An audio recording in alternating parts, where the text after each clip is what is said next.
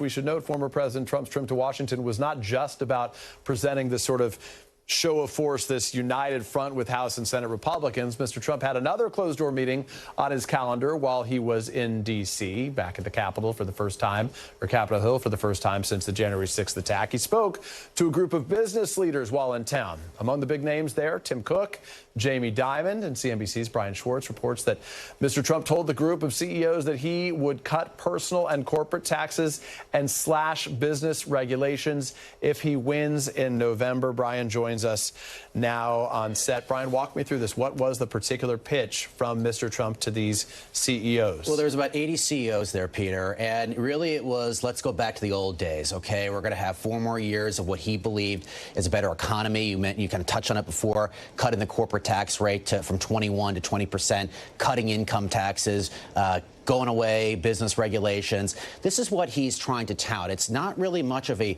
put it like this, forward-thinking mentality. It really is kind of looking back and going, hey, we're going to go back to the 2016 to 2020 days. Come with me, support me.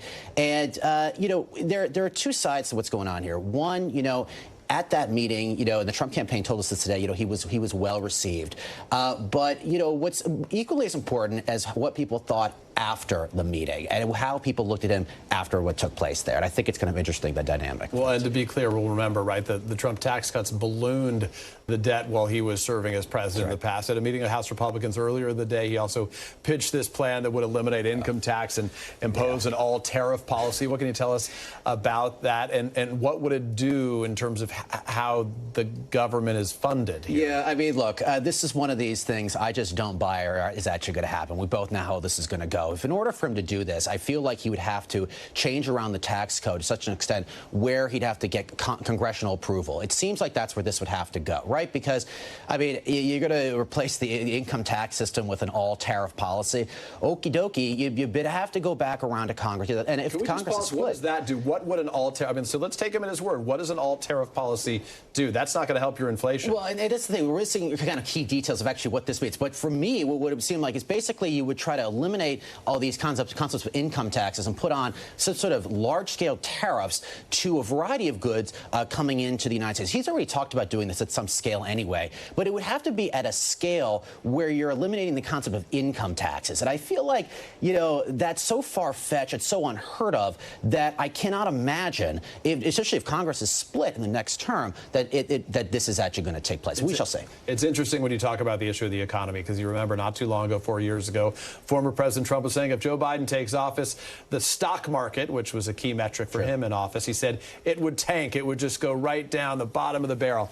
And now it's at record highs, hitting 40,000. Of course, the Dow Jones not too long ago. Let me ask you about the new policy we heard here, eliminating taxes on worker tips. Right. Walk us through this. It does seem, right, Nevada, obviously, a crucial state. That's you got a lot of those workers at the hotels and casinos there. What is he trying to accomplish here, and is it really just a play to those workers? Well, I don't think it's necessarily a play to those workers, but I do think it's a play to people in some of these key states you just alluded to. I mean, if the idea here is that you're eliminating or reducing the taxes on tips, well, that could be, again, if enacted, a real boost to workers. So in a way, I'm looking at it from the perspective of he's trying to appeal to people who are, let's say, restaurant workers, kind of the middle class, and trying to reel them in with, listen, let's go with a version of the economy that I can bring to the table, something that Joe Biden does not have for you as workers. And, Joe Biden is trying to appeal to workers himself, the middle class all the time. He's middle class Joe. So the idea here with that is try to get into that lane, reel in kind of the middle class worker, people maybe work in restaurants who rely on tips, and that could be a boost to his campaign at the end of the day. And another thing, another demonstration of why it's easier sometimes to be a candidate than it is to be the president. Correct. You can sort of say whatever you want, you don't have to act on it. That, of course, would require congressional